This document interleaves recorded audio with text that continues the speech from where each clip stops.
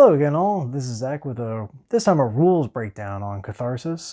This seemed like something some people might be interested in, and I figure it's just kind of generally something that would be helpful for anybody who's kind of interested in the game, wants to know a little bit more about it mechanically, but may or may not really want to sit down and read the rule book. And some people just benefit from watching it in video format. You can break it up and digest it. I'm going to try and break this into timestamp sections so that you can kind of hop back and forth to whatever you're kind of most interested in at any given time, or come back to it if you need to take a break. So first things first, general caveat that I always like to do whenever I kind of walk people through a new game and I end up being the rule book for them. This is supplemental, right? So you still need to read the rule book yourself when you actually do sit down to play. Try and give the rules pass, give yourself a rules pass, actually internalize it in your head.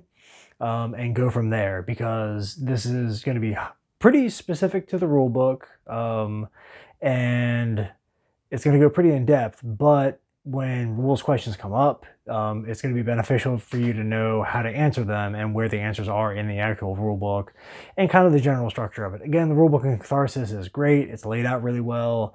It's really easy to find the information you're looking for the most part, because there just aren't a ton of rules, and the bullet points and the structure of it is pretty, makes a lot of sense.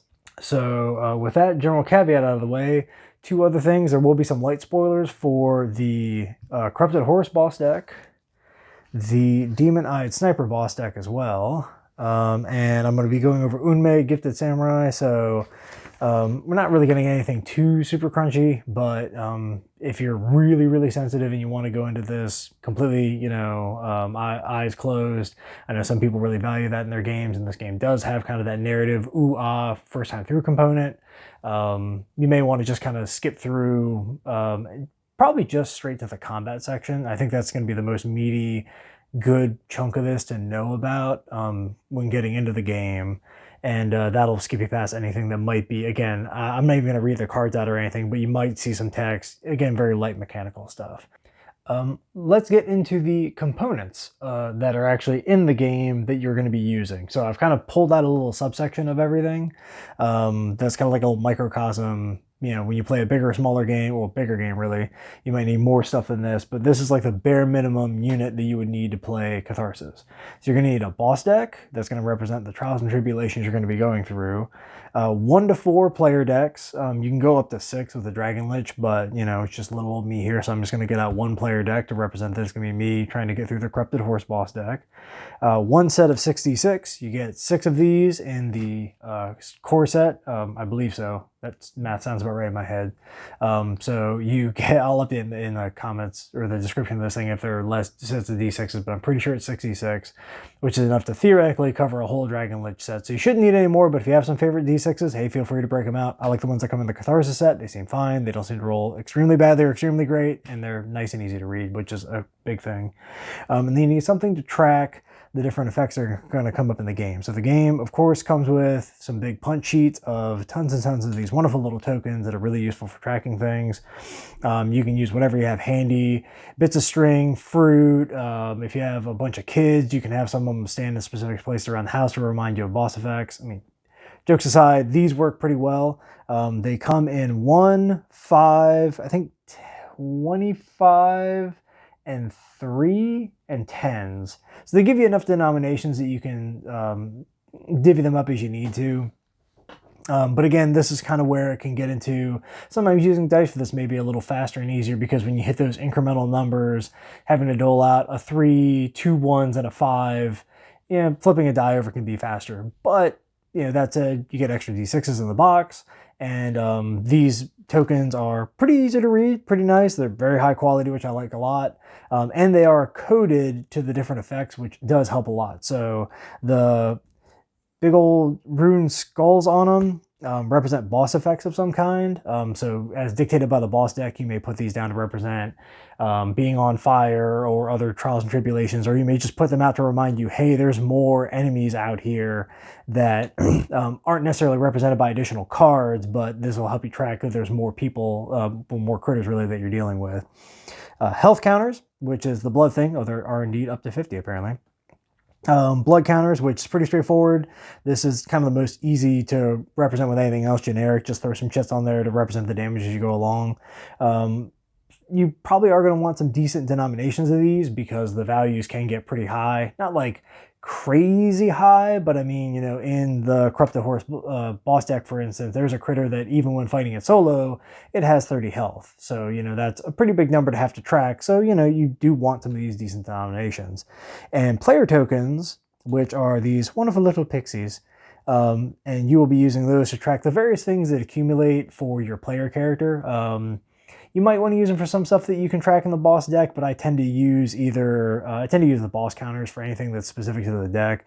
So most specifically, like for Hidorian, his dice pool card, which try not to get too much glare on that guy, you would put player counters down to represent how many dice that you've stored. And we'll kind of get into what that means for him a little bit later on, because I'm going to kind of hit not super specific player decks, but the ones that have exceptions. But, you know, as things go, these are a great way to track player effects. And again, whatever you want to use to track everything, but these are good and they come in the core set, so it saves you some money and it's easy to set up. You paid for it, so might as well use it, right? So let's get into the pre-game, setting things up, actually getting the game up and running. So I'm going to move some of this stuff out of here. We're going to move the tokens off to the side. We'll theoretically need those later, but for the tutorial purposes, not really that big a deal. We're going to set the player deck aside as well, and then we will come back to that later. So the very first thing you're going to do in the game is you're going to go into that big shiny box of Catharsis you bought, and you're going to pick a boss deck. I am going to start off with a Corrupted Horse as your general example because that's going to be the very first one that you're probably going to want to fight. And again, it's the one I'm kind of most comfortable spoiling because it's mechanically very light and it is gameplay-wise relatively straightforward. So if you happen to see any cards, not really that big a deal. Again, I'm not really going to go in depth with it, so don't worry about it. So you select the boss deck. You set aside the boss card and any special setup cards. Now that's where the Demon-Eyed Sniper comes in because I do want to showcase what this looks like. So for the Corrupted Horse, he or she, not really sure about the gender of this Corrupted Horse, only has a boss card. So when you flip through the deck, you can just kind of look at the bottom of the cards and you can see whatever, if there's special cards in the deck. There will always be a boss card.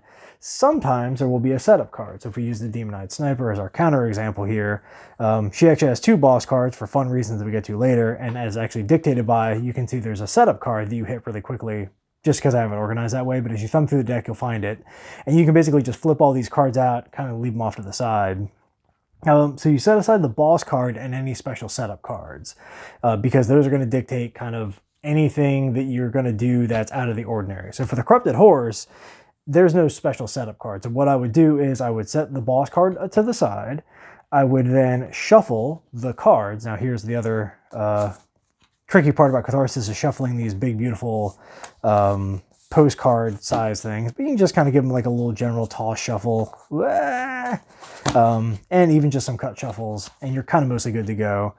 You put them on top of the boss deck or the boss card, and that then sets up your boss deck that you're actually going to be flipping through. And then we're just going to go and go and go until we finally hit the boss, and then we fight the boss, and that will be the end of it, one way or the other, because one of us is making it out alive, either me or that horse. Using the Demon-Eyed Sniper as the example, so I would take her 2 boss cards, and I kind of go, oh, why does she have 2 boss cards? And okay, well, once that's final form, that makes it pretty clear that something weird is going on there. But then look at the setup card to try and figure out what you're doing. So it says, the chase begins. Start with boss Demon-Eyed Sniper on top of the boss deck. Set the boss final form aside. So it's pretty easy to, it's pretty clear in what you're actually going to end up doing. You are going to set this card. So here we go, it even says it here. Insight counter. Slowly but surely you are learning her tactics and she yours. Each time you defeat the boss, put a counter on this card. Set this card next to the boss deck at the start of the game.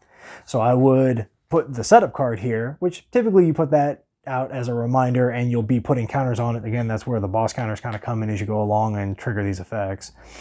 And then I would take the boss, this here boss card, and actually, because the setup instructions say different, specifically to do it this way, I'm going to give this deck a toss.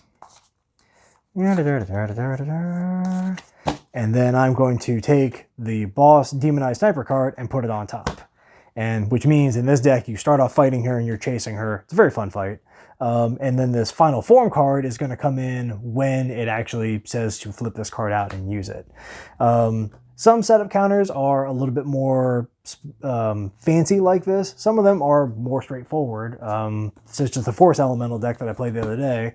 That one, you just set that card aside, and that's going to track your burn counters, and it lets you know what the burn counter mechanic actually does. So that's usually what the setup counters do, is they introduce a specific mechanic to the deck. And with that, you have the boss deck ready to go. So like going back to the Corrupted Horse, this Corrupted Horse deck, totally ready to play, good to go. I'm going to shuffle off to the side because I'm working with a little bit of limited view space. I'm trying to give you guys some clearer shots of the cards and something a little bit more high res to look at, because you just kind of want to see what I'm actually pointing at this time. So set this off to the side. We'll come back to that later, because the next thing that we're going to get into is what you do to set up your player deck, and that's going to be a little more space intensive. Okay, so next thing is we're going to get into actually setting up the player deck and kind of going with it. Apologies for the glare. I'm still trying to kind of work this out. Oh, that's what it looks like with no glare on it. So you select your player deck. However you want to do it, you can pick one that you know you like, you can pick one that you don't know if you like, you can pick one you know you hate, you could throw all the player cards into a pile and draw one randomly, you could roll for it, you could go by descending birth date order, whatever really gets you there. But I'm going to use Unmei because that's just kind of the character I played most recently, and also, you know, it's the one I'll just use for all the examples. She's a little bit of a poster girl for the game, I think, in some ways. So select your player deck. You're going to have your roll card, which is going to be pretty straightforward. It's going to be the big one that says roll on the bottom. Again, most of these decks, if you kind of thumb through them, you can see very specific, useful cards to set aside. We'll have big gold text on the bottom. So take your roll card, put that out. That's your backbone card that's going to have a lot of other rules that we're going to get to later that really dictate what makes your character special and gives you all the really fun, juicy stuff that you can do. Now, based on the size of this, you're not going to see all these cards that are going to come out, but I'm going to go through the process of it anyway. You shuffle the remaining cards, again, kind of give them a little toss. I think when these get sleeved up, they'll be a little kind of easier to do a little faux riffle shuffle with, but they are kind of huge, so I don't have giant hands. I can't really do a really slick riffle shuffle like I would with a different game. But yeah, just kind of give them a little toss around. Yeah, it's a co-op game, so we don't really need to super worry about highly randomized card generating and all that. And then you deal out 6 to yourself, or rather each player will deal out 6 cards from their deck that form the backbone of the abilities they're going to use. And I'm just going to lay out all 6 of them. Some are going to go out of frame, but you'll kind of get a sense of what it looks like. And also it's kind of a good way to visualize kind of about as much play space as you're going to need. So the player play space does take up a decent chunk. But again, it's nice because you get a good sense of how much, or rather, you get a lot of readability out of the size of these cards. So I'm going to shuffle these around a little bit. So you can see, I got 6 cards out, blows up the whole frame, but you have your discard pile here, you have your roll card here, and then you have 6 cards that are laid out. These are going to be the powers that you're going to use throughout the course of the game, and we're going to kind of get into how you're going to activate them, what they're actually going to do in terms of combat, how they relate to taking damage, doing damage, stuff like that. The other thing I do want to bring up is some characters even do have their own special setup cards. So again, Hedorian has a dice pool card. You would set this off to the side and do any special setup stuff. Typically, actually, so far as I've seen, all the special setup stuff will actually be on the player card. Again, Unmei, she's a great example for learning because she's pretty straightforward. So Hedorian actually on his card says, hey, put this card to the side, put 1 in every dice pool counter to show that you have 1 in every die stored to start, and then you're going to kind of go from there. With that, actually, your player deck is ready to go. So you have your boss deck that you shuffled that's ready to go. You got your player deck that's ready to go. You got your dice to represent what you're going to use to roll for abilities. You got your giant pile of tokens or chunks of fruit or meat or children. Not chunks of children, don't do that. But children standing around to remember numbers in their heads, which will help them learn their numbers anyway. So you're good to go there. And then the next thing we need to do is set up the morale tracker, and then we're pretty much going to be good to go. All right, so I'm going to leave the player cards just kind of as a background element here. Actually, no, let me clean those up. Those are going to be a little obnoxious. So just for visualization purposes, again, you would have out your player cards, you would have out your boss deck, you would have all that stuff, and you'd be ready to go. But again, just to make it kind of easier to follow what's going on here, I'm going to set Unmei off to the side. She would be the one trying to deal with a corrupted horse, because we're going to set up the morale tracker next. Just showcase my favorite thing, this lovely little magnetic guy. Stays on the board, dual-sided, which is also nice, but you know, you don't need to worry about getting knocked around. I brought that up in the review. It's just one of my favorite things about the game because I'm a simple creature. So for morale, pretty straightforward. You're going to pick a starting space for it and then go from there. There are a bunch, I mean, one, it's your game, you play it how you want. The rulebook lays out several starting points to pick as a morale jumping off point, I guess. You are going to do 22 morale, which is kind of air quotes 22 morale, because what you're going to do is basically start the morale tracker off of morale, and then the first point of morale that you would lose for whatever reason, again, we'll get into why your morale can decrease during the course of the game, then you would tick down to 21 and go from there. I call this baby's first catharsis mode. I'm a big fan of it because it gives you a little tiny bit of that extra buffer. The rulebook formally calls it new questors, which I think is a great name for it. First time going on the quest, especially when you're trying out something totally new and you don't know what the deck's going to throw at you. It's pretty reasonable to start up here and then go from there. The adventurer level is starting at 21, so just starting on the track. This is what most people would consider your starting thing. I do like how the rulebook says, hey, by the way, give yourself a little bonus morale. That'll help out, you know, if you're really kind of a little sketchy about how things might play out. If you are interested in hard mode for what they term veterans, you start at 18, which is this guy right here, which means you're starting at the end of the first morale track, which gets tricky for reasons that we'll get into later, but you can kind of probably see based on the text. And then last ditch effort nightmare mode involves starting at 16, which is just cruel. It's funny that they didn't pick 17, they picked 16. I'm assuming it's just because they like round numbers like me.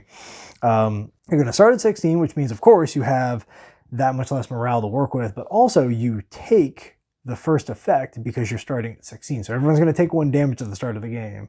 Hence why it's last ditch effort nightmare mode. Again, this is kind of a fun thing to do, like without adding any difficulty to any game. If you have played something to death and you kind of want a new way to put a spin on it, to step it up for you. But that's it. So I play on baby mode because, you know, just learning new decks, trying out new players. I'm going to start on 22. Unmei. Get him in the frame. Unmei is going to fight a corrupted horse, and the dice knew I needed them, so they rolled in frame, just like that. So this is a very compressed view of what it would look like, but you'd have your 6 player cards out, your boss deck could be ready to go. I mean, this is actually what the boss deck would look like on the table, because you're just going to flip stuff out to the discard. Your dice would be ready to go, and then you would rock and roll. So now that we have all the components kind of broken down and you know what each individual one does, let's go over the anatomy of the cards real quick, just so you know what you're looking at when you're looking at the individual cards. And we're going to be starting with the boss card decks. Boss deck cards.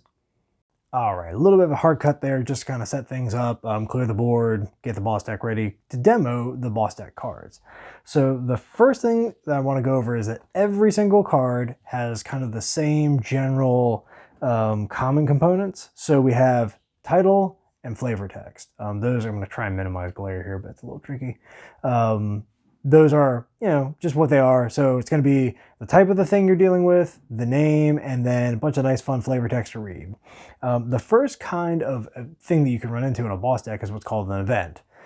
These are kind of neutral-ish, I guess I could say, in the sense that they could be good, they could be bad, they could be very good or bad. So sometimes you will roll the d6 and it will give you a chart of like what to do.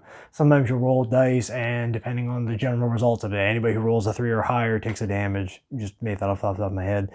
Some of them are just generally player choices, so it'll give you a nested set of choices that you have to navigate based on what the group decides. So events are one-offs, you resolve them, and then you move on. Next are traps. Traps are like events, but they are always rather unpleasant and bad. They range from bad to terrible to awful, and then they just have an effect on them that you resolve. So the events have an effect that you resolve, typically involves some player choice or some randomization. Traps have an event that you resolve, and it's mandatory. Sometimes they'll give you a little caveat, like in this case here, it's decrease morale by 4, so very bad. You can take some damage to lessen the amount of morale damage that you're going to take. So again, traps and events, pretty straightforward. You pull them off the deck, you resolve the effects, any choices you have to make or dice you have to roll, and then you move on. Specials are interesting in that specials, it'll give you a name. These replace your player power. So they, I believe universally, all have the requirement of discarding 2 player powers to add to your board. So you start the game with 6 powers, you have to remove 2 to replace it with 1.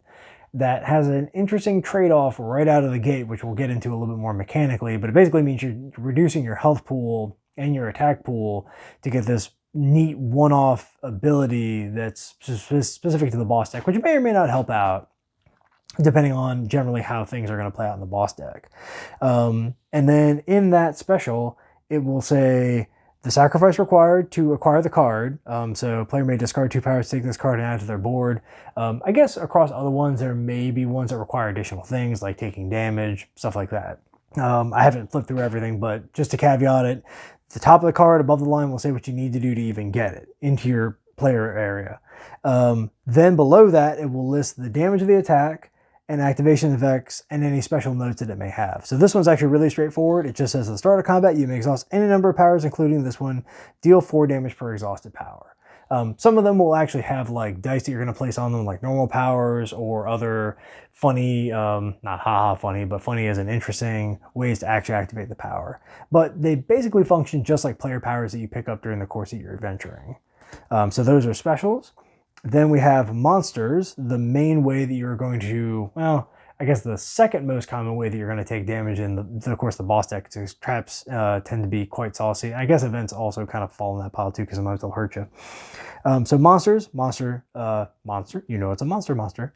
The name of the monster, fun little description of the monster. These are almost always worth reading because a lot of them are actually really funny. And actually haha funny, but in a way that suits the decks. Health values. So these are important to call out because you'll notice there are 4 of them. In the common decks, well, in everything but the Dragonlance deck, it's a 1 to 4 player game. So the health values are the number of players in the game. So if I was playing by myself, it would be 13, 2 people 20, 3 people 27, 4 people 34. Very crucial thing to note is that in Catharsis, as the player count dwindles due to death, you do not change the scaling of things. So the number of players is the number of players who started the game. So if 3 people go out and by the time we get to land leeches, 2 of them are dead, the poor sap left who has to deal with these land leeches still has to deal with it at 27 health. That also factors in because for each monster, there will be a damage of the attack. We'll get into kind of the sequencing of that a little bit later, but it just outlines how much damage the monster is going to do every time it activates and does its damage step. So for the land leeches, 1 morale damage, deal each player 1 damage, and you skip the refresh phase this round, or 1 morale damage and deal each player 3 damage. So you have a choice of basically how kind of saucy you want to make it. Do you want to hinder your ability to heal because they're leeches, or do you, in order to take less damage per turn, or do you want to actually keep that option on the table, like say if you had a bunch of prevention or you just think you're going to kill it soon enough and you just kind of want to soak it, take a bunch of damage up top. And then other effects if they're applicable. Some of these will have it on defeat, some of these will have specials listed, and in which case you just follow the text on the card. I'll kind of get to that later, but really if you just kind of follow the text on the cards in this game, it'll get you where you need to go. And then bosses are basically just monsters that are called bosses because they're the boss of the card. Corrupted Horse, see that's him right there, I'm Corrupted Horse. Health values, you'll note these values are pretty chunky, so 4 players take some doing to get through it. They typically have pretty beefy damage values, also morale, because by the time you're at the end of the deck, you know, you're really, it's the do or die situation. And then here's one of those specials. So the monster charges forward, drawing strength from the land, healing itself, and sapping your will to fight. At the end of each round after the first, each player must choose 1. The boss heals 4 health or decrease morale by 1. So in a lot of cases, the bosses will throw this extra little curveball at you at the end. So they are monsters plus, and also kind of exemplifying the deck that you just played through. So they'll kind of usually call back to either some specific mechanics, or in the case of the Corrupted Horse, you know, it's just emphasizing here, hey, you know, if this is the first boss you've ever fought, you got to expect that it's going to do some solid damage, it's going to have a lot of health, and then it's also going to have some special that you're going to have to navigate in terms of either doing enough damage to overcome this or being able to soak the extra morale damage that you're going to be taking turn by turn. And with that, that's all the cards that you can expect to find in the boss deck. Next, we're going to go over the anatomy of player cards because some of them get a little fancy, but for the most part, they're pretty straightforward and easy to understand if you just kind of read them. All right, let's get into player cards and the structure of them so we can kind of understand what we're going to be staring at for most of the game, because it's boss cards and player cards, and that's pretty much the whole thing. So every character has a role card designated by the role keyword at the bottom, big gold text. So if you ever shuffle in the deck, kind of thumb through your cards and see when you hit that, you know you found your role card again. If you flip it over, there will be at least 3 things on it.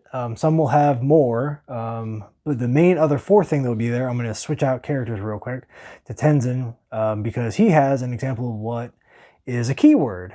So combo. So keywords will be before the description of passive, which is in all caps. You kind of know this is common to everything. Combo is a card that is specific to his cards that are in his deck. And it's not in the rule book, it's not anywhere else. You have to reference this card to know it because it's specific to him. So if you're ever looking at your player cards, you're kind of like, what does this ability do? I don't quite get it. And you don't find the answer in the rule book, double check your role card because it probably has a descriptor of what is specific to the character on it. Common to all of them, though, is going to be your character's name, so right in the middle, just so you know that you have the right one, because, hey, maybe you did a weird super shuffle and everybody's mixed up. The passive ability, which is always active, so it's the core thing that usually defines your character. Again, you can see Unme is very straightforward. She has a simple passive, she has a simple flip. We'll get to what a flip is in a second. Tenzin is a more complex character. He has a keyword, a big passive, and a big flip. But all that text is on here. You can see same 3 components always, sometimes a 4th, sometimes it'll be even a little bit more maybe. But that's the backbone of the card. So passive, name, and flip ability. We'll get into mechanically what those mean later, but that's your role card, which is always set aside and always up and available to you, unless you use a flip ability, but kind of get into that a little bit more later. Power cards are the backbone of your player character. So they're going to be the thing that you're going to actually be using in combats to resolve generating damage, mitigating damage, triggering all kinds of other special effects. So for a power card, there's the name of it, which, again, this is all just fluffy stuff, but it's good to know. There's the ability title, there's flavor text. Do note there's flavor text for both abilities, which I appreciate the effort that went into that. There's the ability cost, which is the dice that are required to activate it. Now we'll get into the specifics of what all this means, but just so you know, looking at it, okay, this is going to require 4 dice. This looks like this requires 2 different sets of 2. I don't really know what that means. I do, but if you look at this first time, we'll get to that later. And then the ability effect. So you'll have dice as your indicator of what it costs to use the ability, and then in gold text, that's kind of the same font as your passive and your flip. What the actual effect does when it triggers. Again, we'll kind of get into the sequence of how that pops off a little bit later on. There are some weirdo cards that are worth pointing out, just because they have a little bit of a different format, just so that when you see them, they're not quite so terrifying. So the first one that's really easy. So in your normal player card, there's a top and a bottom, right? So here, there's these 2 different things. Functionally, it's just kind of 2 different sets of things you always have access to on a card. There's a character named Fizzleboom and Burr, and the way that they work is that there is a Fizzleboom part of the card and there's a Burr part of the card. He mechanically is going to, well, they are going to flip back and forth and their cards rotate as they go through their deck. So you'll note they kind of have 2 tops and bottoms. Here, there's 2 different abilities up top on this card, and there's 2 different abilities when you flip them around. So not that different than the other ones, but if this was the first character you decided to play because you read it and you're like, man, that character sounds hilarious. Again, reading your player card, the passive will let you know kind of exactly what you're doing there, but this is the structure of that card, and you'll note, it's pretty similar, but not quite the same, and that's why. The next is Addendum, who has a card that initially is a little bit overwhelming because you can see it has a lot more stuff on it than the Unme card, which is kind of your baseline example. But Addendum's pretty straightforward when you get the gist of it for him, because he's singing songs and his songs power up. So not to get too much into his mechanics, but broadly speaking, as you use his powers, are going to rotate. And really all you're doing is everything starts on 1, and then that is the one ability that you have access to on his card, barring any weird special things that unlock it. And then as you use it, you're going to rotate it to 2, 3, and 4. And after 4, some really special stuff pops off and you're done with that one forever. But again, that's specific to him. The reason why his card has so much going on is because he's actually rotating through his cards as he goes.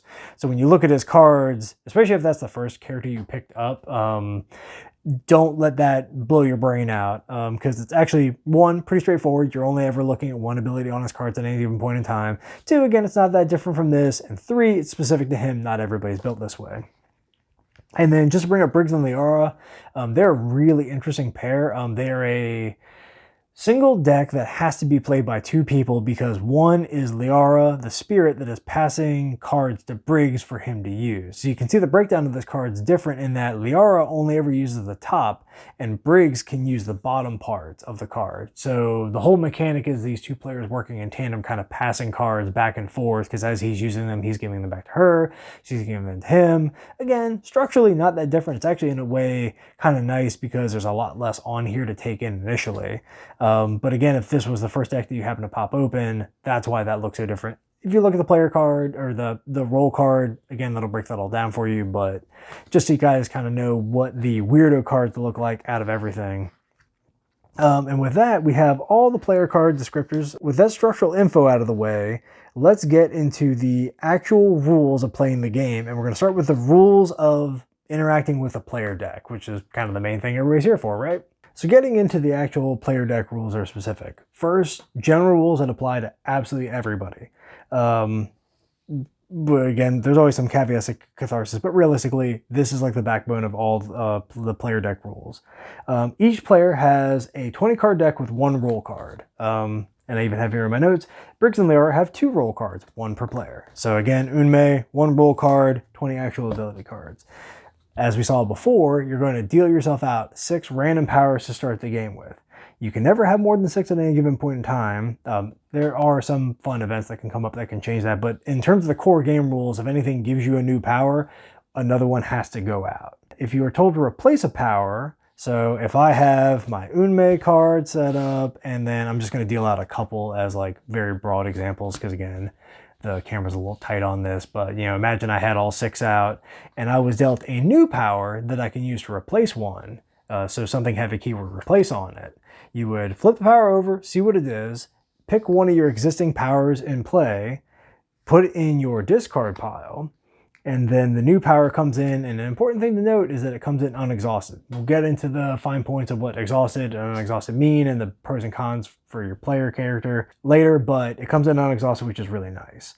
If the player's deck ever runs out of cards and you're instructed to draw, you don't draw anything. There's no shuffle and reset of the discard pile in this game. Everything's kind of a one path through, which is nice because once you get through the boss deck, you're done, but it also means if you happen to get through your player card, you're done. So getting back into the roll card for a moment, because again, there's commonalities here for everybody as well. Again, every roll card has at least 3 of these components. We have a passive, a name, and a flip ability. So I'm going to kind of get these other cards out of the way here to kind of make it easier to look at this here roll card.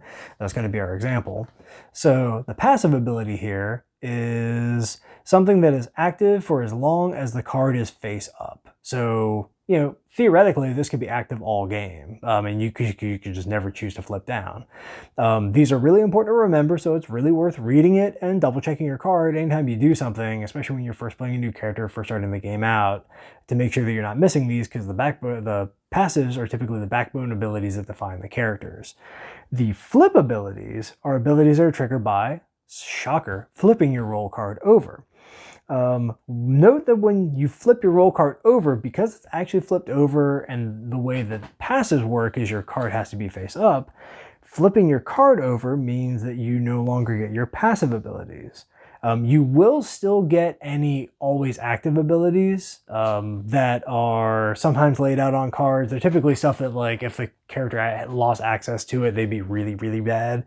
But like in this case for Unmei, when she chooses to flip, her passive is going to be gone until she can unflip her roll card. One quick little caveat, or not caveat, but I guess player note, is one thing I find is that during the course of the game, flipping your roll card over tends to be a little bit pain in the neck because you can't read the flip text anymore. So when I use my flip abilities, I will just turn the card to the side to represent the fact that the card is flipped. I'll kind of do the whole deal for the turn, and then when I don't need to reference the flip ability anymore, then I'll flip it over and leave it there until we unflip this roll card. Worth noting also, just as a general player note, unflipping your roll card is the most difficult thing you can do in terms of resource expenditure, relative to this game anyway. So choosing to use your flip ability is a big deal. They're kind of like mini feats in other games, like this big pop that you can pull off, hence why they tend to have pretty prolific effects. Again, Unmei's doesn't seem like a lot when you just read that one line, but when you just look at her abilities, then when you're playing with other people, it really does kick off a lot of stuff. And then for your abilities in the game, I said that they are used in combat, which is the way the vast majority are going to be used, but it is worth reading the text on them because I know, for example, the Paladin can use some of his abilities for events and traps. So sometimes you'll get to use them outside of combat. It's worth just kind of always keeping an eye on them. For the most part, though, every ability that's listed, oh, sorry, I'm looking at the wrong card here. Every ability that's listed on your ability sheet or your ability cards for your player character are going to be used in combat. Again, if they can be used out of combat, it will have a very specific qualifier on it. And typically those don't even have dice on them because you're not rolling dice and placing them on a card outside of combat. But again, we'll get into the specifics of that a little bit later. All right, so let's get into damage, exhausting, recovering abilities, and player death, and how that relates to what, exhausting your cards actually means and what it means for your livelihood. So abilities primarily are going to be exhausted as part of activating. So again, going back to before, there's an activation cost for the abilities on your cards. We'll get into the nitty-gritty of that a little bit later on. But as you pay the activation cost on those abilities, after you resolve all of the effects on those abilities, you're going to flip them over to exhaust them. That's the formal game term, exhaust tired. Unless a card says that it does not exhaust to use. A really easy example is a character Hidorian. He has store abilities on all his cards that let him store his dice to use later. Those do not exhaust his card for kind of mechanical general balance reasons. So because it says they do not exhaust, you can use those abilities and not have to flip the cards over. But for the vast majority of cases in the game, you are going to be saying, okay, I'm going to do the upper part of Graceful Slash, and after you resolve, dealing 4 damage and 1 damage as separate attacks, I'm going to flip that card over to represent that it is now exhausted. Fizzleboom and Burr, going back to them, they're funny weirdos in that when they actually use an ability to activate it, they do not exhaust it, so they don't flip their cards over that way. They rotate them 180 degrees to activate the other half of the card. Again, they're kind of a funny little oddball set that way. The other way that abilities will get exhausted, I'll flip back over just because I only have 2 examples here, is suffering damage. So whenever a card says that you take damage, traps, events, monsters, and bosses are the most common ways to do that. Player abilities can also damage other players or yourself. Typically it's a trade-off for doing something particularly beastly. You have to, whenever you suffer damage, for every point of damage that you would suffer, you have to either exhaust an unexhausted ability, or if all your abilities are exhausted, then you have to start discarding for every point of damage you take. A very important thing to note about discarding abilities is that, and as we can kind of see from earlier, or rather from having already talked about how damage works, you have 6 abilities at the start of the game. As you take damage, they are going to flip. If you start losing these, when they get discarded, they are not replaced. There's no effect in game that is going to replace these automatically or base. So it's exceptional for you to get a card back after you've discarded it. I've only ever seen one thing so far that might do that for you. So once you lose a card, you have lost output in terms of abilities that you can activate, and you've lost effective health. So for the most part, you really want to be trying to take damage in available abilities, and that's kind of the push and pull of the game, is keeping your health up enough so that you're not taking damage and flipping these down. Important to note that you cannot take damage to your roll card. So this card is here and it will get flipped as part of using your flip abilities, but you are not going to be flipping this as part of taking damage. You effectively start every game with 6 health, 12 health if you're really willing to double down on it, and then as you take super damage, i.e. you're getting, that's a term I just made up, it's not in the rulebook, don't look it up. As you take damage and then you take damage again and cards get discarded, your health pool goes down. So you want to try and keep that from happening as long as humanly possible. There are ways that you can unexhaust cards that are pretty common in the game. Again, this game is tough but fair. So the first way is if anything says heal number. Unmei doesn't have a ton of that. She has a little bit of that in her deck, but if it says heal number, you heal that many cards. We'll get into kind of the specifics of that a little bit later on as we discuss what specifically the heal ability means, but I mean, makes sense. Healing gives your cards back.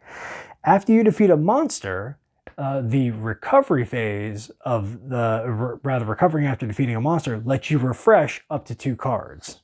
So if I, as part of it, again, imagine there are 4 more cards over here. If I use these 2 cards to defeat a monster, after beating it, I can get these 2 cards back. So there is kind of a natural attrition factor to the game in that as you're using abilities, they are going to flip, which means you're more vulnerable to taking damage.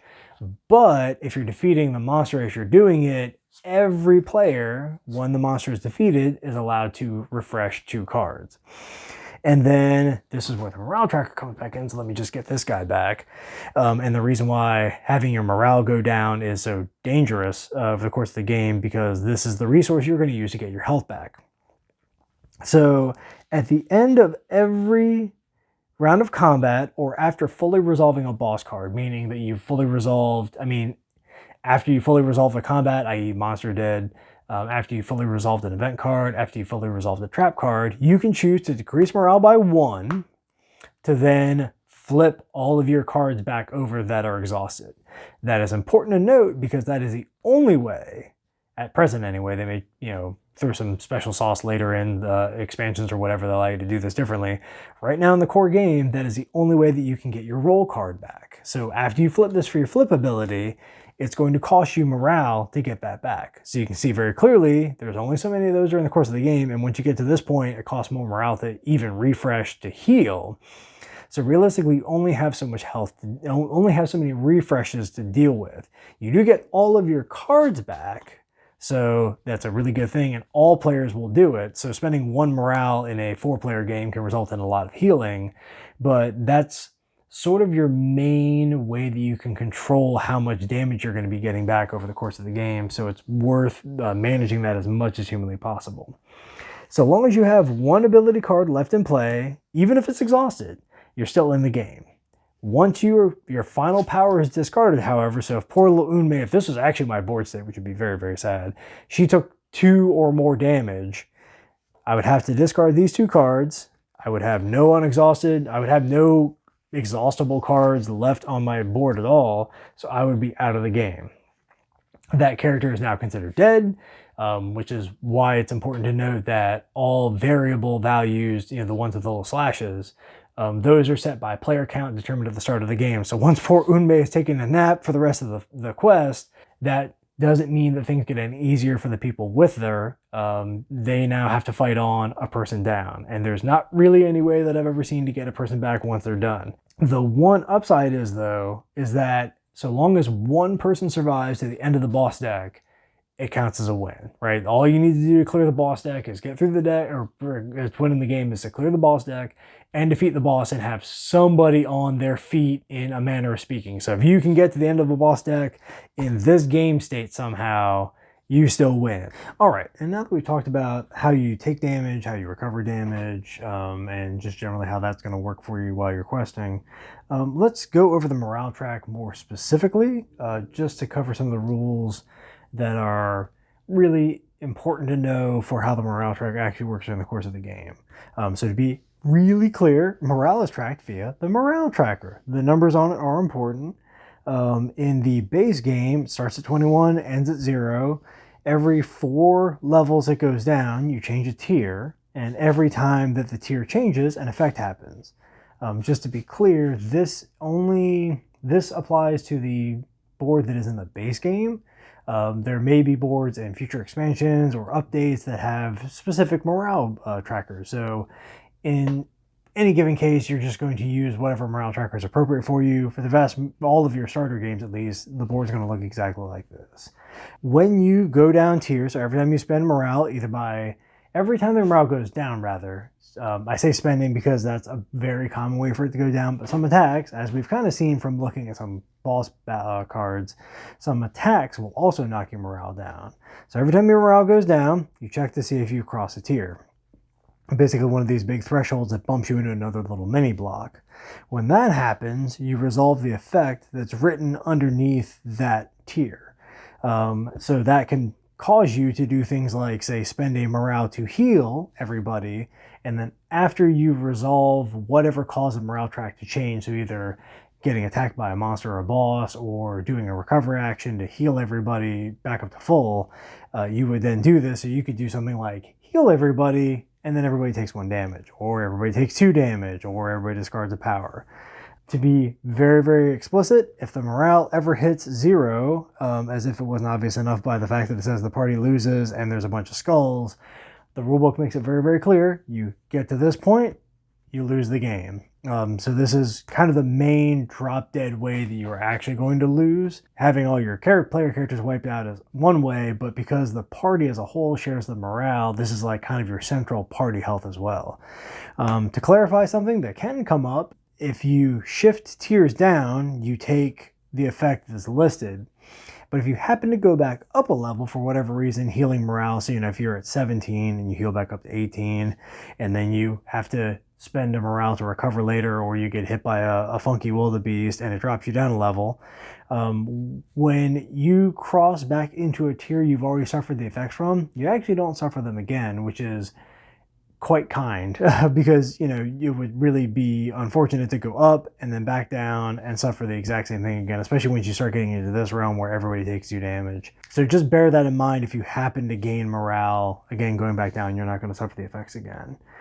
Now that we're done with the morale tracker, let's take a little bit more of a fine-grained look at the boss deck and start to, rather go over some of the specifics in here, just to cover some stuff that I may have glossed over, just to make sure that we hit all the fine points. So cycling back to the boss deck cards real quick, because we did talk about some of this earlier when we talked about the boss deck in general, in terms of its structure and the anatomy of the cards. The number values that are here, different slashes, of course, that's what you're going to use for your different player counts.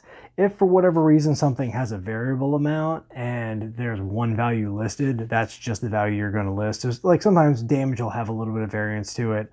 For whatever reason, there may be a health that's just static for everybody. I haven't seen that yet, but theoretically you could.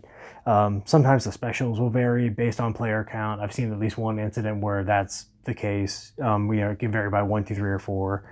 But like in this case, this special applies regardless of how many players are in the game. When you do traps and events, just a little bit of housekeeping on those. The players as a whole have to agree on whatever course you're going to take. So if it's, decrease morale by 4, each player may choose to take 2 damage. That's like an individual choice. If it's something like, party chooses A or B and then the effects kick in, the party collectively has to decide on a course. If you cannot, you have to figure out some way to arbitrate that. I mean, it's a co-op game, so it probably won't be an issue. But worst comes to worst, roll the die, flip a coin to decide a course forward. You shouldn't be hung up on these things forever and ever and ever. But you do have to have some consensus. And special cards always exhaust upon use, and that's just worth bringing up because some people like Fizzlestick and Boom from earlier do not actually, they say their cards don't exhaust when they get used, but that's a rule that is specific to their player cards. Special cards, because they kind of exist in this nebulous extra area, the rules that govern player-specific card interactions don't apply to these. So these use the very, very basic rules of when you use them, you flip them, you do the things that say on the card, and that's it. So that's the, a little bit more fine-grained stuff about the boss deck. So now that we know everything we need to know about all the cards and all the fine-grained stuff, we've gone over the morale tracker and all the things we need to know in terms of the structure of the cards to understand what we're doing in terms of the game. Let's get into the nitty-gritty and actually get into combat, where you roll dice and actually resolve the abilities. So this is probably going to be the longest section. It may even get broken down a little bit into subsections, but let's get to it. So combat in Catharsis is whenever you encounter a monster or a boss. So anything that's going to have that health track and that's going to say, it has an attack value, or rather an attack line that says what they're going to do when they try and punch you to death. Once combat starts, there's a cycle that happens over and over and over again until one of you two is defeated. So you're going to start with the player attack phase, which is nice. Players always go first unless like everybody's taking a nap, which can happen. The players are going to go first. Then you're going to resolve the monster or boss, whichever one you're actually fighting.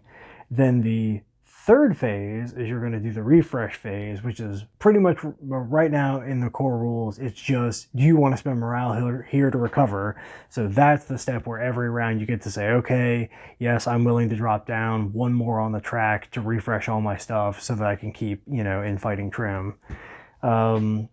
And you just repeat those over and over and over and over again. Now let's take a look at what the player phase looks like, because that's where all the dice rolling is going to happen and where a lot of the work is going to be done.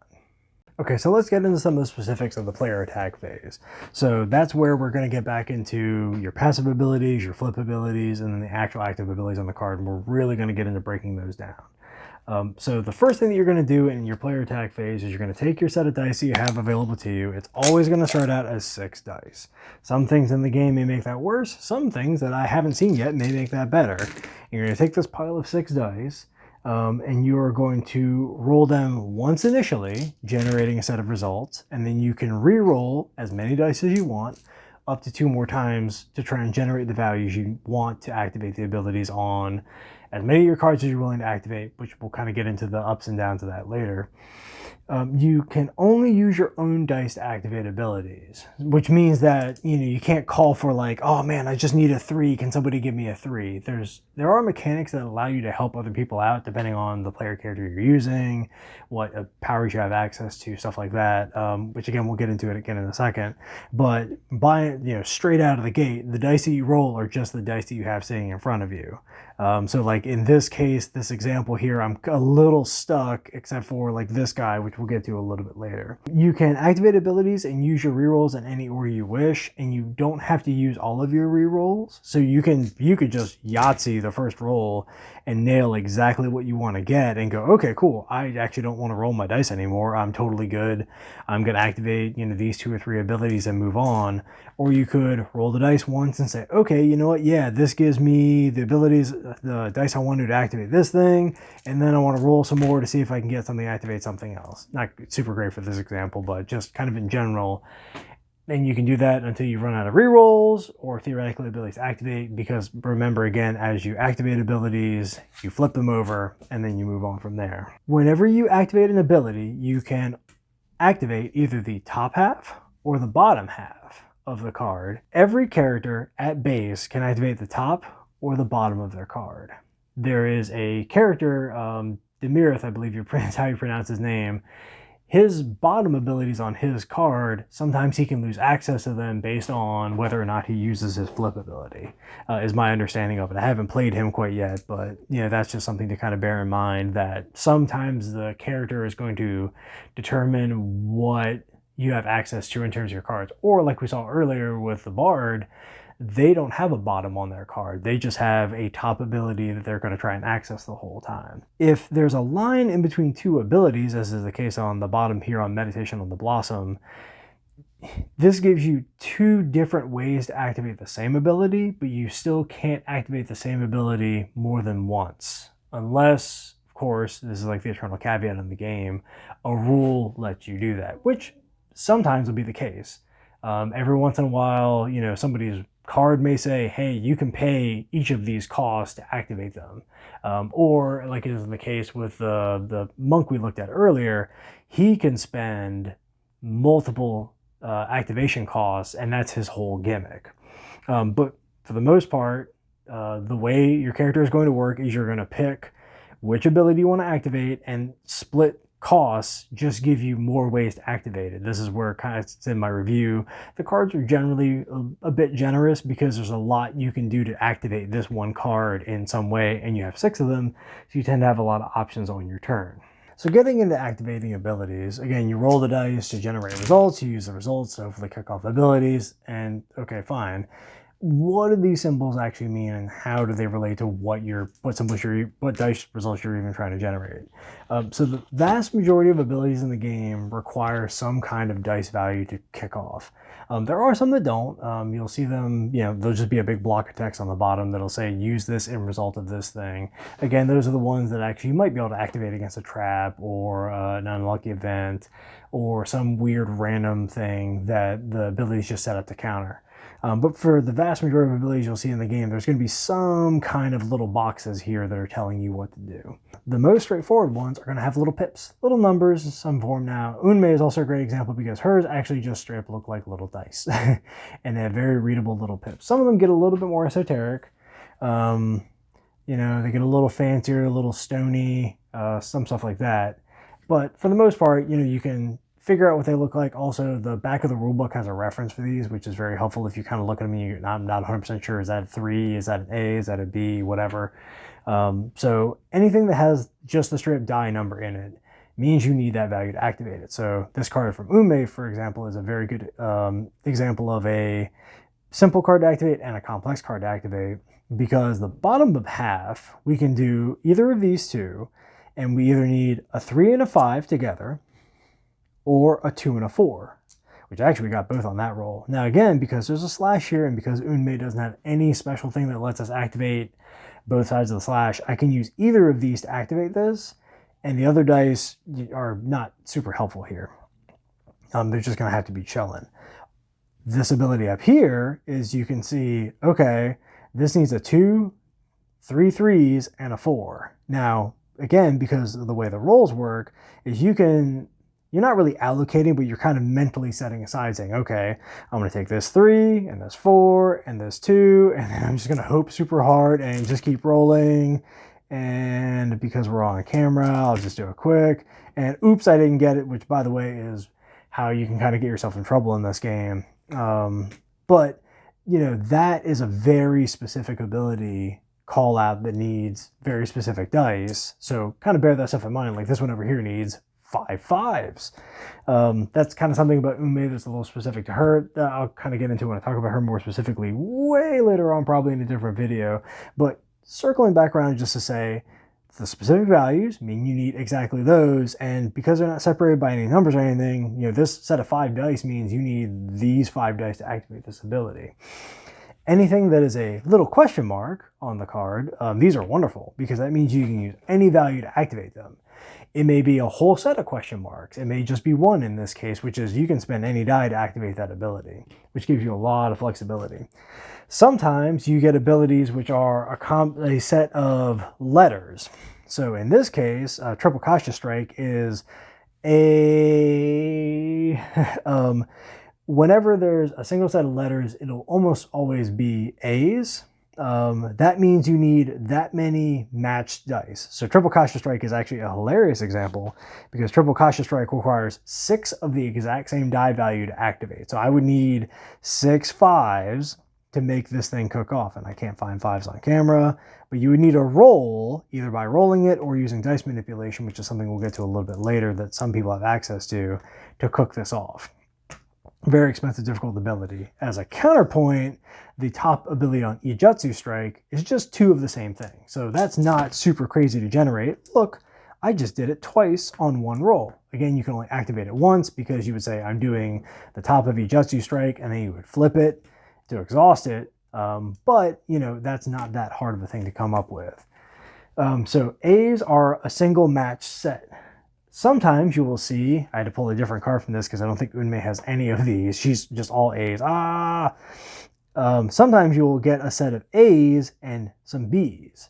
That means you need a different matched set. So this bottom part of Overdraw requires 3 of the same value and then 3 of a different kind of value, which is going to be harder to generate overall. Again, it may not be, you know, 3 and 3, it may be 2 and 2, who knows, or who knows, it depends on the card rather.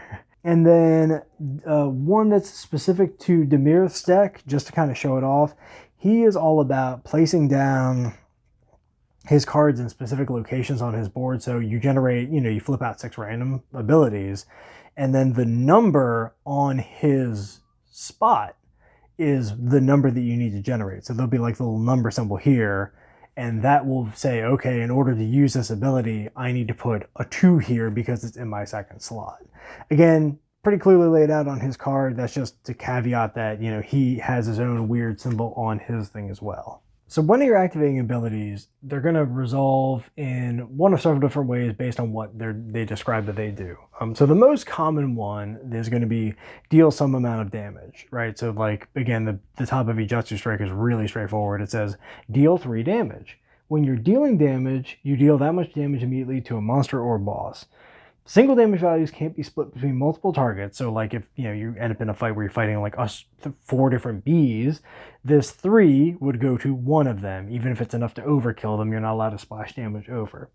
If you have an ability that does damage multiple times, which conveniently is actually the bottom of a Jutsu strike, so deal 4 damage, deal 6 damage if all dice. Oh no, sorry, that's yep. I started talking before I started reading. Because she has a bunch of abilities. There we go. Let's skip over to Triple Kasha Strike real quick. So if you got 6 of the same thing, she has some that are easier to do than this, but it's just a very simple example, straightforward example rather. Deal 3 damage, deal 4 damage, deal 5 damage. These count as 3 separate attacks.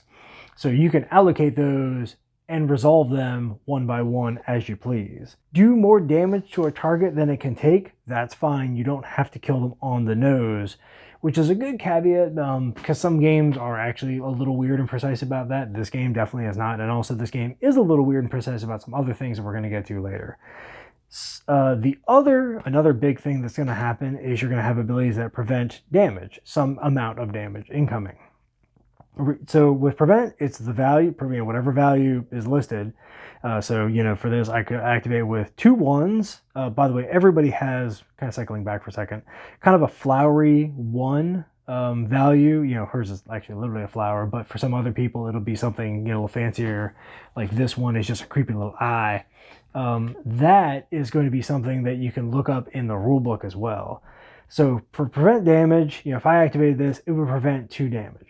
Prevent damage is going to reduce incoming damage dealt to the player or party, depending on the wording, during this combat round.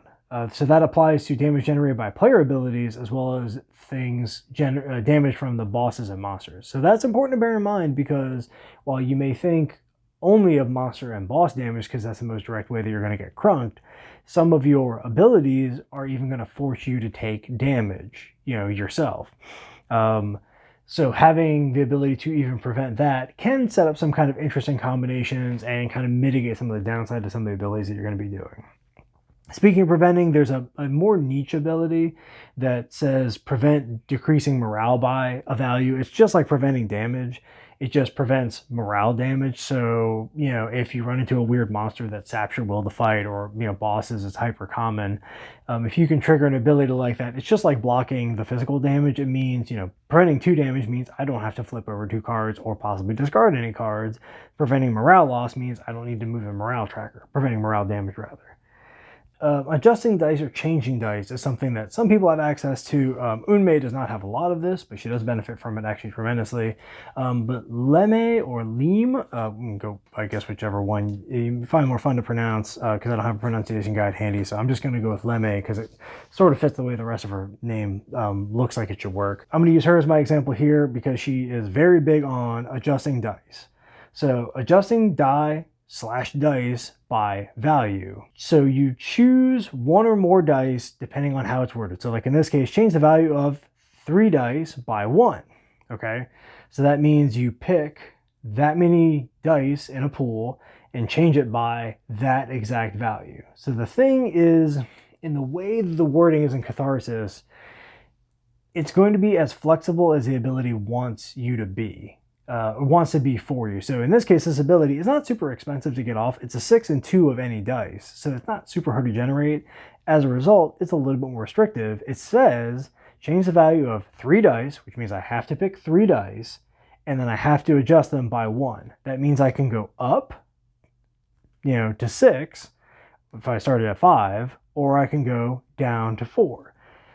Dice do not wrap around, so if I'm at 6, I have to, and I pick that as one of my 3 dice, I have to then decrease it to 5. You cannot go less than the value that's listed when it's written this way. We'll kind of get to the caveat that exists for a lot of this stuff, which may give you some more flexibility, but this is a pretty rigid one of change the value of 3 dice by 1, meaning I've got to pick 3 dice and I've got to change them by 1. Now, my understanding is that each die, so if I had this set of 3 dice, each die by 1, I don't have to choose the same thing for each one. I could bump this one up to a 6. I could take this one to a 4 and say I need another 6 for another ability on this person. I could do it like that. That's still legal. But what I couldn't do is say, okay, I need 3 6s for this ability and I've got this going on, and I'm going to say I'm going to change the value of 3 dice by 1, but I don't need to do all 3 dice, so I'm just going to do 2 of them. Because the key phrase up to is not anywhere in this sentence, I have to do all of these, which again we'll get to a little bit more later. Replace is just something that's going to show up periodically on some abilities. That just means that you do the thing we said earlier, where you are going to remove that card from you're going to discard that card rather, and you're going to draw a new random card from the top of your player deck and put it in unexhausted. That will either be the whole cost or part of the cost of some of the abilities that you're going to be playing. And the last thing you're going to be doing with activating abilities most commonly is some form of healing. So I have 2 examples handy. One is more handy than the other one, so I'm just going to use it since I already had Lemius cards out and I kind of got distracted by talking about dice changing, or dice adjusting rather is the term I see in the rule book, and that's the term I use for it, is healing. So healing is pretty straightforward. It's the way you flip cards back over. So very similar to the dice adjustment thing, it's a do what the card says to do. So target player heals 1 means I pick somebody, could be me, could be anybody else, and they heal 1 power. If it says heal 3, I have to heal 3 or nothing. Again, the key phrase up to needs to be there to kind of give you that flexibility. Unmei has some interesting examples because she has some cards that have the ability to heal her or prevent damage. For instance, she has heal, but because it doesn't say target, she's healing herself. Same thing with this prevent, although prevent has a little bit of a special caveat to it in general. So this heal, so far as I understand in the game, and hopefully like maybe somebody from the team could correct this if they happen to watch it, and I'm wrong, but because this heal doesn't say target, she is healing herself. She is chilling out. She is taking a second, taking a breath and healing. So she will be flipping 1 card back over as part of this transaction. Just to get to it real quick, because I have mentioned it a couple times, up to is a really important thing to bear in mind when looking at your cards, because that gives you the flexibility to do less than what it says. So if something said, adjust up to 2 dice up to 2, that gives you a lot of room, because you could then say, okay, I could do 0, 1, or 2 dice and change the values up to 0, 1, or 2. So just be mindful of the wording. Again, the golden rule I have for this game, I'm going to state it again later, I probably already said it earlier, is do what the cards say, don't do what they don't say. So when they, say, going back to Lemme, change the value of 3 dice by 1, that's pretty explicit when you just look at the wording. It doesn't say up to 3, so I have to do 3, and it doesn't say by up to 1, so I have to do 1. So the cards will tell you kind of how much flexibility you have in applying these abilities. And you can also sort of gauge it based on the cost of the abilities. If an ability is very expensive, it typically is going to have a more powerful effect, whereas something that's going to be lower in terms of dice cost, or in terms of having more wild cards, which, with the question marks, or even like those are a little bit easier to pull off, so they probably are not going to have as much powerful effects on them. Whereas if you had a card that required 4 5s, like in this case, changing seasons is 5 5s, you can see that this does quite a lot. That's 5 5s for 10 damage. So up to is just a really important thing to bear in mind. So in terms of actually resolving your abilities, once you've rolled the dice, you put them on there, they are resolved individually. I bring that up because, one, that's the rule, right? Don't get ahead of yourself. Don't get hyper excited and just dump all your dice out and just kind of fire them all off at once. Go, okay, I'm spending 1 die here to activate this ability, and then I'm going to spend, I don't even have them, but say I did some re-rolls and I generated some dice. Oh no, I'm not even going to get it for the example. I'll cheat if I have to. Incoming cheat, boop.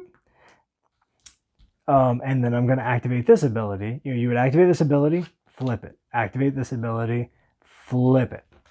The reason I emphasize that is because you also have the same thing going on for your flip ability on your card. And because you can do these in whatever sequence you want, and they are individual beats in the song of murder you are composing, it gives you the ability to say, I want this ability to fire before this ability, and in between those two, it actually would be beneficial for me to use my flip. Now, Unmei is a special example in that really, if anybody's going to be attacking, you want her to flip.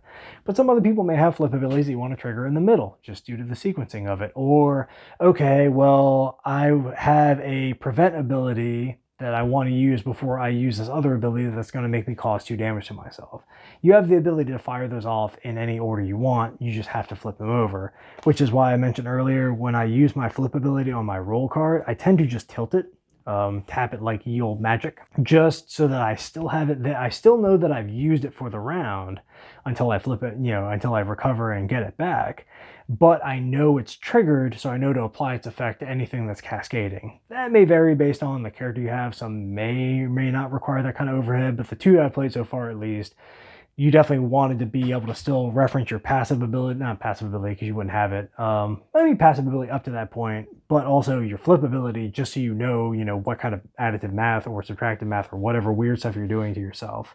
Getting back to targeting real quick. So to cycle back on something I said earlier, when an ability says target, it means any eligible target on the table. So target ability would let you select any ability on any player's board, regardless. Target player is any target player around the table.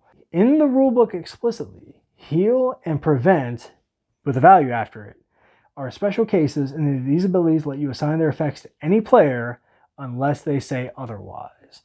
So I'm not sure if this will stay in the edit or not, but I had the question about this meditation on the blossom, heal 1, and Lemme has, I think I will leave it in the edit just because this is an interesting rules discussion. Target player heals 1. This is very explicitly, I am healing another person. Because this doesn't say target, my initial thought was, okay, you can't do it, but the rulebook has a caveat saying heal allows you to assign their effects to any other player unless it says otherwise. And this doesn't say you heal 1. So maybe there's a little bit of a disconnect in terms of what the original ruling was. Maybe this is just written in a more truncated fashion, and this is just being very explicit about what you can do. Suffice to say, not to complicate things too much, target says let you target anybody. Just keep in mind that prevents, which is kind of what I got tripped up on a little bit earlier, and even tripped up a little bit now. Still learning. We're all learning together. We learn as we go. Prevent can be assigned to any incoming damage. So you can use it for any player. So if any specific player is going to be taking that damage, I can use this prevent on that. It doesn't have to be explicit for me unless there's a card that does explicitly say I prevent damage just to me, which actually Unmei does have. Let me dig it up real quick. I will cut out this gap in the edit, or I'll leave it in because the song is great for digging up powers. Here we go. Prevent 3 damage to you and up to 1 damage to a second player. So this is a case where it's very explicitly overriding the core base rulebook ruling saying prevents apply to anybody. Well, here it's saying, hey, Unmei is blocking some stuff because she's going defensive, and you can do up to 1 damage to somebody else as a nice little bonus. The heals, I would just say, go by what's in the rulebook. They can be targeted to anybody unless they are hyper specifically saying just you. Again, the Unmei card may just be a little funny wording thing. And that's pretty much it. So after you've activated all your abilities, you've done your damage, just to make it very, very clear, check and see if you've killed the monster by doing as much or more damage as health on its card. If you have done as much damage as the monster can take, monster or boss, you resolve any on defeat effects that are on the monster or boss, which can sometimes mean it gets a last strike, or you eat some delicious fruit that it had on it, or you steal its Apple Watch off its dead body, and now you have a sweet Apple Watch. You do whatever it says on the card, and then you move on. In the case of a monster, you move on to the next card in the deck, or in the case of the boss, you have actually won. It's important to bring that up because the on defeat effects are not super uncommon and typically do something pretty interesting, especially when bosses have them. So bear those in mind as you're playing and don't just kind of breeze past them. All right, so now that we've gone over how you activate abilities, what the player combat phase looks like, let's get these out of the way and let's actually look at what the boss turn looks like, because the boss turn is going to be pretty straightforward. is going to be rather unpleasant most of the time, and you need to know how to resolve it. Thankfully, it's very, very straightforward. It's not unpleasant in terms of resolving. So I have two examples out here: Ye Olde Corrupted Horse's Back and Ye Olde Land Leeches, together forever, BFFs together. Way that you resolve the boss turn is really straightforward. You look at the damage line and you do what it says. So if an attack specifies player, and that's why these two examples are nice. So 1 morale damage, which is actually the thing we talked about earlier, so you would tick the tracker down 1. Deal each player 1 damage, or you can do the other 1 morale damage, and deal each player 3 damage. If it says each player, that damage has to be wholly allocated to each individual player. So if it was a 4-player game, each individual person in this case would take 3 damage. If that damage happens to kill that player for whatever reason, and there's damage left over, somebody else actually is going to have to soak whatever's left over. So in this case, if each player took 3 damage, we did the second option for whatever awful reason, and then that killed somebody and there was still 2 damage left, they were just on their last legs, somebody else is going to have to soak that excess. The players do not get the benefit of cleave splashover damage, but the monsters do. So it's another reason to be very mindful and very careful about how you're managing your incoming damage, your discarded cards, your flips, and that kind of stuff. If the damage specifies the party, that's actually a little bit less punitive, because that basically creates a pool of generalized damage that goes out and has to be assigned in totality amongst all of the players once you add it all up. It's a really roundabout way of saying, in this example, deal 2 damage per player to the party and decrease morale by 1. So because this scale is based on player count, we're going to say for a 2-player game, it would be 2 damage per player to the party. So it would be 4 damage total incoming to the party. We can assign that however we want. If we have somebody that's in perfectly good shape and has some really good prevention abilities, we could say, you know what, Ted, I hate you, take all 4 damage. I know you can take it, even though I said I hate you. I love you because you take damage super well. And then the other person doesn't have to take any, because all of that damage has been accounted for. Or you could do an even split, 2 and 2, 1 and 3. However, all that damage has to go somewhere. So damage to the party tends to be less punitive because you have more flexibility in how you assign it. Damage per player tends to be pretty nasty because every individual person then has to have some way to deal with it or just get mopped in the face. When you do per party or to the party assigned damage, no player can be assigned more damage than they can actually take, and all damage from the attack must be allocated. That's just to really clearly say what I kind of said before of, if there's 4 total damage out there, all 4 of it has to go somewhere, and you can't say, you know what, Ted, I actually do hate you, and you have 1 health left, and it's a flipped over card. Take all 4 of that damage and just be a champ and open chest that attack. Unfortunately, you can't do that because they only have 1 remaining health that they could possibly take in order, so they can take 1 and then they're dead, and the other 3 has to be accounted for. Again, it makes a lot of sense when you just kind of sit down and read the rule book, when you think about it logically, and when you just kind of take the steps as you kind of go and just figure out what kind of damage is happening, lump it up, send it out to the players, figure out how to deal with it. And that's all the bosses do. It's going to be players, roll a bunch of dice, activate abilities, hand it off to the boss. Boss is going to do whatever it says on its damage line, unless you have some crazy ability that skips them somehow or whatever.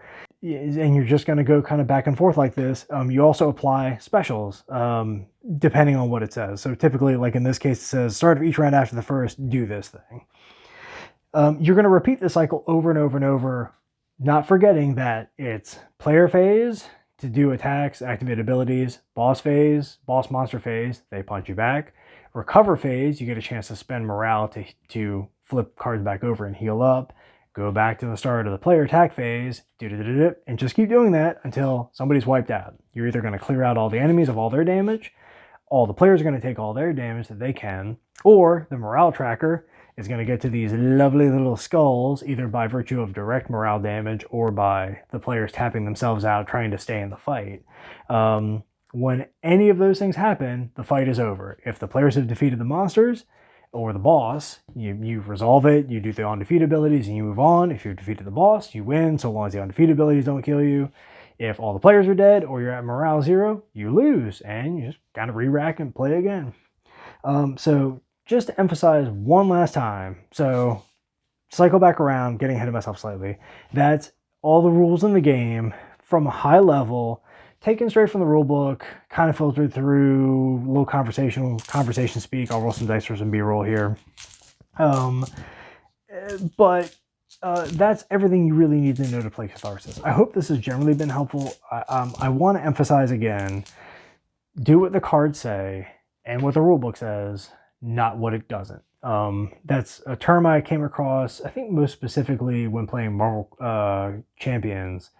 But it's a really good barometer or like kind of a guiding compass in terms of how to approach a game and approach it kind of honestly, I guess would be the way to put it. You know, the game's telling you how to play it, right?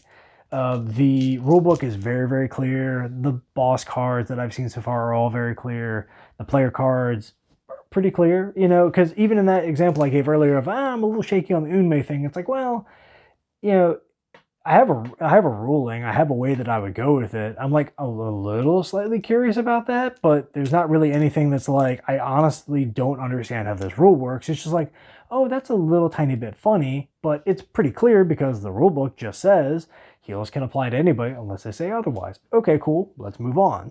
I played a lot of games where the rules get really fuzzy and they're not written super duper well. So in this game, just do what the cards say. Follow the wording. I can only speak to the English translation of it, but it's quite clear. It's quite well written. If you just do what the cards say, not what they don't, you'll have a pretty easy time of it. Again, reread your rule book. Hopefully this video has been helpful. Good luck with your rolls. I want to follow this up by talking a little bit about some stuff that may help you if you haven't played a game like Catharsis before, specifically a game that's a little bit more about resource management and kind of facing some tricky challenges and games that can kind of be a little bit rough out of the gate. Some people find games like this very hard. So if you've played Catharsis and you got super bodied and you're maybe don't know what to do going forward, some tips that may help out. Or, you know, just kind of in general, if you are just curious about stuff that I found that's helpful, having played a bunch of other similar games, moving on. And then I kind of also want to get into talking about individual player characters. I'm doing a bunch of solo plays, one to kind of pressure test the system, and two, just to kind of get the sense of what the different characters are like to play. I played Unmei a bit. I want to talk about her more. She's fun. I like her. And kind of get into the characters in the box, because I think they'd be really helpful for anybody looking at the game, just in general, just to even kind of see what they are, and, you know, kind of give some impressions. Maybe that'll help the designers and devs even get, you know, somebody else's perspective on things. And honestly, people can kind of chime in if they've played with these characters and what they found about them. So I hope everybody's found this handy. I will try and get timestamps in here. Hopefully they are. Hopefully YouTube's not too tricky about that. I have a new setup. I apologize for the glare. I'll work on that. And I hope the mic has been helpful as well. And I didn't mess up where I put in my lapel and you can actually hear me. We'll find out. All right. Thanks, everybody. Good gaming. Good luck. Bye.